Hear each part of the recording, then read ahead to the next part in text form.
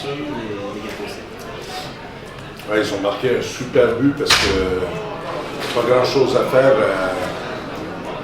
Cette passe qui vient de la droite de notre cage, où il va chercher le joueur de l'autre côté, c'est un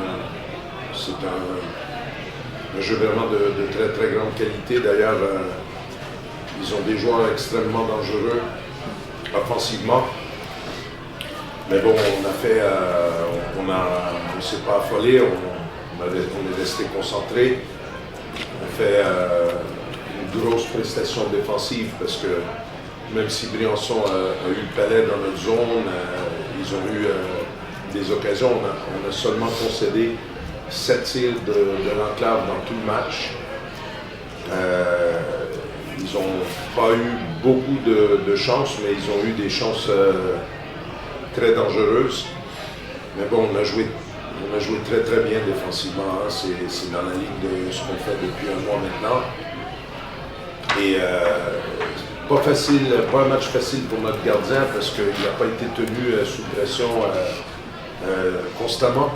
Donc, il faut un gardien qui a une grande capacité de concentration et c'est probablement le point fort de Devin dans nos cages. Mais bon, je dois féliciter Briançon.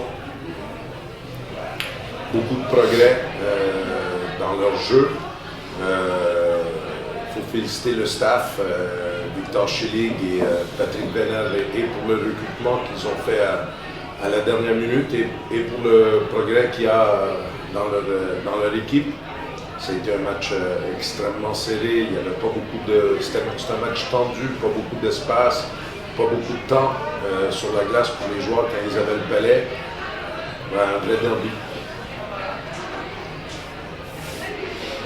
Le Chabot avait procédé à quelques ajustements dans l'alignement à l'offensive. Quelle analyse tu fais de ces ajustements? Voilà, je pense que, comme j'ai dit, même si c'était un derby, j'avais une idée derrière la tête. Je voulais séparer Matt Carter et Marc-André Bernier parce que je pense qu'on peut, aujourd'hui, on a sur nos 6 top attaquants, si on veut, on a 3 joueurs qui, je pense, peuvent produire plus. Anthony Reck, Marc-André Bernier et Matt Carter. Et puis, Matt, c'est quelqu'un, Carter, c'est quelqu'un qui a besoin d'avoir la liberté d'amener les pucks à la cage. Quand il reçoit le puck, c'est un vrai finisseur, c'est quelqu'un qui pour moi, est mieux avec 2 gros bossards avec lui, 2 gros travailleurs qui vont gratter les pucks, où lui, quand il reçoit le palais, il peut vraiment fixer la cage. Et puis je trouve que Bernier, c'était pas tout à fait ça avec lui. C'est un joueur qui lui aussi a besoin de 2 gars qui travaillent, qui lui donnent le puck un peu plus proche de la cage adverse. Je trouve, on verra avec le temps, hein, je me marie pas avec les lignes, hein, avec aucune ligne. L'année passée, on a changé toute l'année, on n'a pas fait 3 matchs avec les mêmes lignes, mais j'ai trouvé que j'ai fait un ajustement après le premier tiers, c'est-à-dire Doherty, j'ai mis Doherty à la place de Cara. Je trouve qu'il a amené, je sentais qu'on avait besoin d'un petit peu plus de vivacité avec Golicic et Carter. D'ailleurs, c'est Doherty qui marque le deuxième but, un but très important. Non, moi j'ai aimé Golicic et Carter travaillent très bien ensemble, mais je pense que si on arrive à trouver un allié droit, peut-être ça peut être Doherty qui les complémente, ça peut être très bon et ça nous permet d'avoir 3 joueurs qui aiment jouer collectivement ensemble. C'est-à-dire Perez, Reck et Bernier, c'est 3 gars qui font très bien circuler le palais. Tous les 3, c'est des bons passeurs. Mais bon, ça n'a peut-être pas paru aujourd'hui parce qu'il n'y avait pas beaucoup d'espace, mais peut-être en leur laissant un peu de temps. Et après, ça nous laisse quand même Bouvet avec Richter et Takac.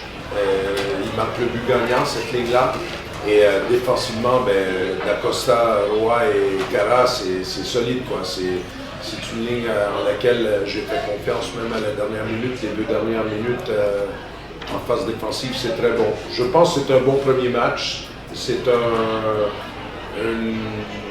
un essai, si on veut, à continuer. C'est une expérience à continuer. On verra un peu plus tard. Pour le prochain match, ça ne changera pas, ça c'est certain. Pourquoi tu dis, Sylvain? 48 victoires de la passe. Ben, c'est une année, je pense, qui va rester dans l'histoire de ce club. Non seulement on est champion de France en 2015, mais voilà, contre toute attente et avec un début de saison où on a eu à jongler avec beaucoup de... Là, ça se passe un peu mieux depuis un petit bout de temps, mais on a eu quand même les premiers 3 mois avec énormément d'absence et beaucoup de chamboulements dans l'effectif. En toute attente, on est là, on est premier. C'est pas une place, on n'y tient pas, mais si on nous la laisse, on va la garder.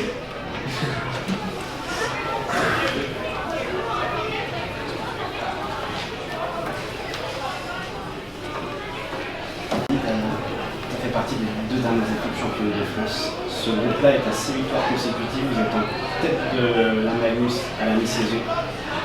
Comment tu sens ce groupe par rapport aux 2 derniers avec lesquels tu es allé au bout en fait? Est-ce qu'on peut dire qu'il y a des similitudes?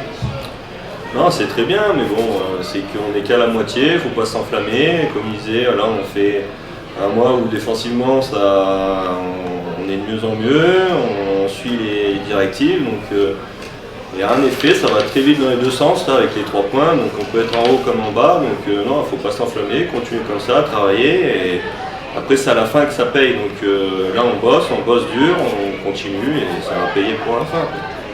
Le but ce soir, j'imagine que ça ajoute au plaisir de la victoire. Oui, c'est sûr. Après, le plus important c'est la victoire, puis la manière qu'on a joué. Donc je pense qu'au premier tiers on était un peu timide, un peu crispé avec l'enjeu et ce qu'il y a autour, et que ça faisait monter la sauce dans le match. Donc je pense qu'il faut qu'on apprenne à ça, à aborder ces matchs importants où il y a de l'enjeu, où il y a du monde, où il y a un public comme ça. C'est à apprendre pour la suite et non, c'était un beau derby.